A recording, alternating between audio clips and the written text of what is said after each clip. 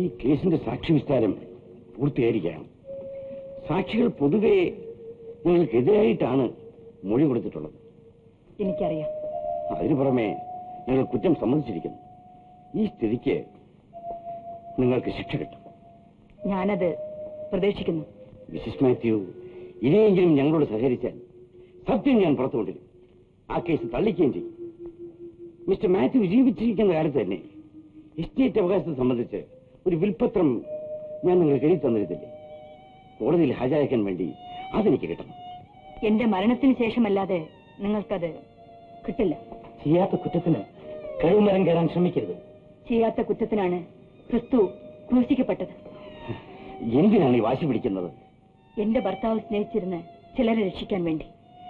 ഞാൻ സ്നേഹിക്കുന്ന ഒരു പ്രസ്ഥാനത്തെയും അതിൽപ്പെട്ട ചില വ്യക്തികളെയും രക്ഷിക്കാൻ വേണ്ടി. ചേച്ചി, ദയവ് ചെയ്ത് ആ വിൽപത്രം എവിടെയാണ് വെച്ചിരിക്കുന്നത് പറയാം. ഞങ്ങൾ ബംഗ്ലാവിൽ നോക്കാവുന്നിടത്തെല്ലാം നോക്കി, കണ്ടുകിട്ടിയില്ല. ഞാൻ തൂക്കുമരത്തിലേക്ക് പോകുന്നതിന് അല്പം മുമ്പ് അതെവിടെയാണ് സൂക്ഷിച്ചു വെച്ചിട്ടുള്ളതെന്ന് അറിയിക്കാം. അതനുസരിച്ച് നിങ്ങൾ വേണ്ടത് ചെയ്യണം. ഇപ്പോൾ ഞാൻ പറയില്ല, എന്തു വന്നാലും പറയില്ല.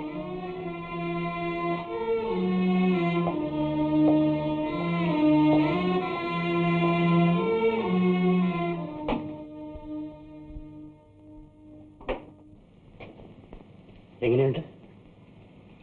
ഇന്ന് വേദന വളരെ കൂടുതലാണ്. 102 ഡിഗ്രി പനിയുമുണ്ട്. വല്ലാത്ത അസ്വസ്ഥത. ബെഡിൽ നിന്ന് എഴുന്നേൽക്കരുത്. മിസ്റ്റർ ശങ്കരൻകുട്ടി, വളരെ ഗൗരവമുള്ളൊരു കാര്യം സംസാരിക്കാനാണ് ഞങ്ങൾ വന്നത്. മിസ്സിസ് മാത്യു ഒരു വിൽപത്രം എഴുതിയിട്ടുണ്ട്. അത് കിട്ടിയില്ലെങ്കിൽ അവർക്ക് ശിക്ഷ കിട്ടും. അവരോട് ചോദിച്ചില്ലേ? അവർ പറയുന്നില്ല. ബംഗ്ലാവിൽ എല്ലാ സ്ഥലത്തും ഞങ്ങൾ പരിശോധിച്ചു, ഒരറിവുമില്ല. ഈ എസ്റ്റേറ്റ് കൈയടക്കണം എന്ന ഉദ്ദേശത്തോടെ മാത്യുവിനെ കൊന്നു എന്നുള്ളതാണല്ലോ പ്രോസിക്യൂഷൻ കേസ്. ആ മോട്ടീവിനെ തകർക്കാൻ ഈ വിൽപത്രം ഒന്ന് മാത്രമേ ഒരു പ്രതിവിധിയായിട്ടുള്ളൂ.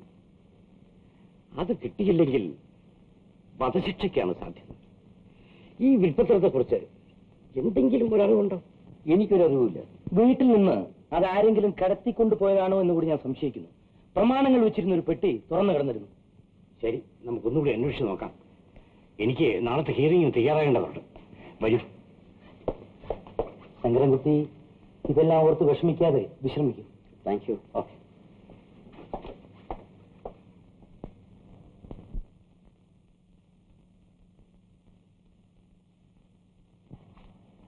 ഇന്നലെ പ്രോസിക്യൂഷൻ ഭാഗത്തു നിന്നുള്ള ചോദ്യങ്ങൾക്ക് നിങ്ങൾ കൊടുത്ത മൊഴി ആര് പറഞ്ഞെന്നാണ്? പറയൂ. മാത്യുവിനെ സരസ്വതി മാത്യു ആണ് വിഷം കൊടുത്തു കൊന്നതെന്ന് നിങ്ങൾ വളരെ അടുക്കാക്കിയിട്ട് പറഞ്ഞല്ലോ. ഇത് ആര് പഠിപ്പിച്ചെന്നാണ്? പറയൂ.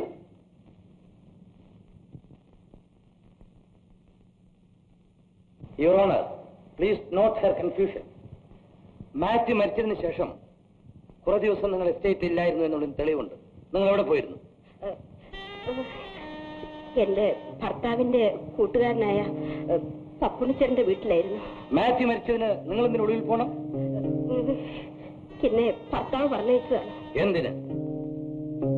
ഞാൻ ജോൺ സെബാസ്റ്റ്യൻ സാറിന്റെ വീട്ടിലായിരുന്നു.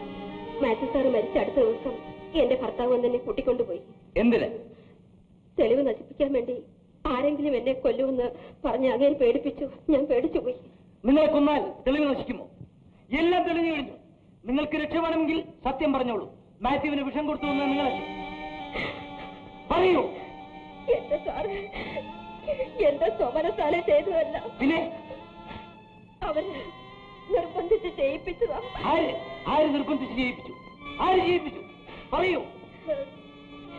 രാമുണ്ണി മേനോൻ സാറ്.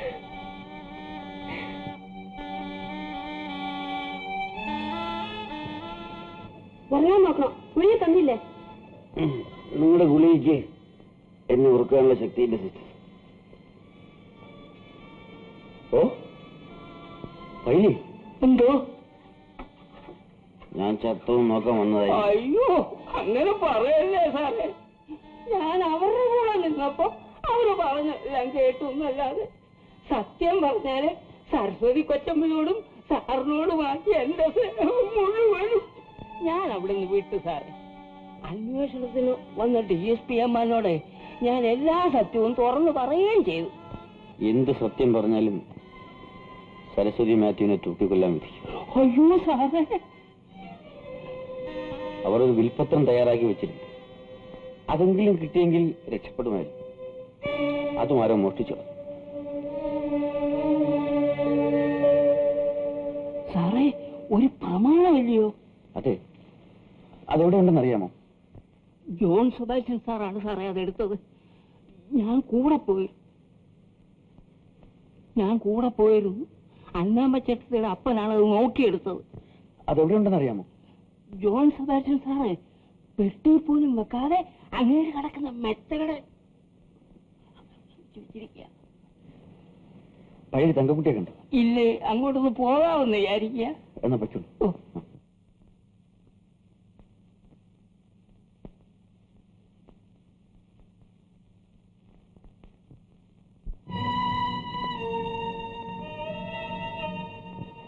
ഏയ് കേറ്, വണ്ടിയിലോട്ട് കയറി.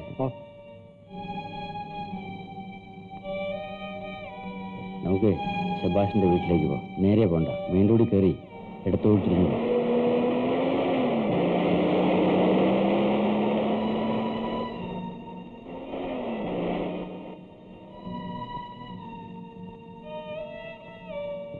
സാർ, ഞാൻ വരണം.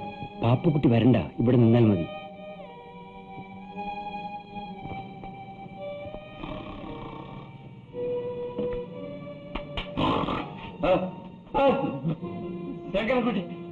ഈ സമയത്തൂടെ എഴുന്നേൽക്കണം. എന്താ കാര്യം? പറയാം, എഴുന്നേൽക്കണം. കാണാതെ പോയ പത്രങ്ങൾ നിങ്ങളുടെ കൈവശമുണ്ട്. അതെടുക്കൂ. അത് അത് അതെ,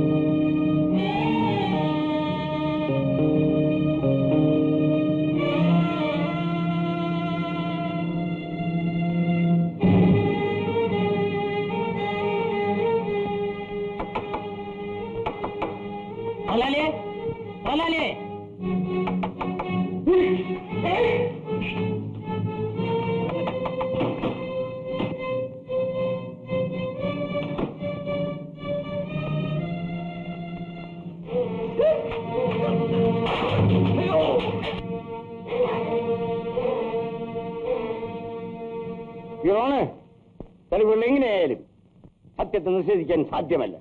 പ്രോസിക്യൂഷൻ ഒരു കഥ കെട്ടിച്ചമച്ചിട്ടുണ്ടല്ലോ. എസ്റ്റേറ്റ് മുഴുവൻ സ്വന്തമാക്കുകയാണ് ഉദ്ദേശമെന്ന്. ആ വാദത്തിന് ഇത് നിഷേധിക്കാൻ കഴിയുമായിരുന്നു. മിസ്റ്റർ മാത്യു ഒരു വിൽപത്രം എഴുതിയിട്ടുണ്ട്. പക്ഷേ ആ രേഖ ഇവിടെ ഹാജരാക്കാൻ എനിക്ക് നിവൃത്തിയില്ലാതെ പോയി. അത് ഞാൻ നിസ്സഹായനാണ് മിസ്റ്റർ ശിവപ്രസാദ്. എനിക്ക് തെളിവുകൾ നോക്കാനേ കഴിയും.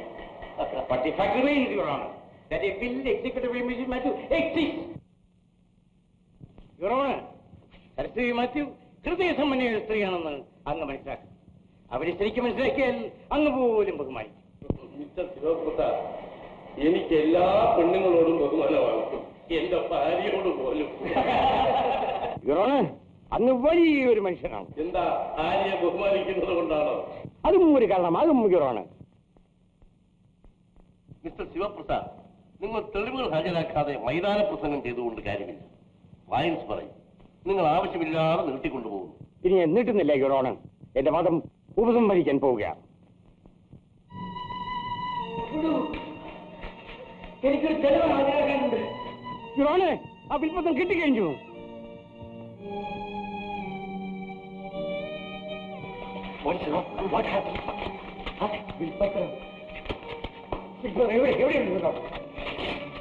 You're a wonderful boy. Take him to the hospital.